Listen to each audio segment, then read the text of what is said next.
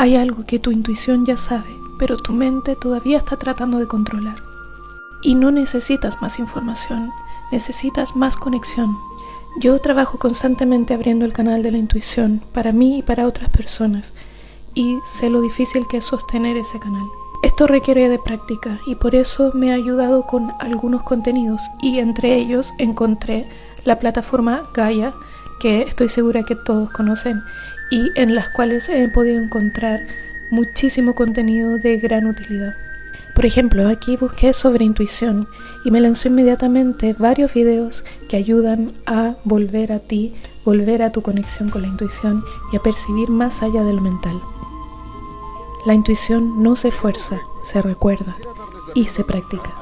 Si quieres empezar, puedes probar Gaia gratis por 7 días. El link está en mi perfil o pídemelo en comentarios y te lo mando.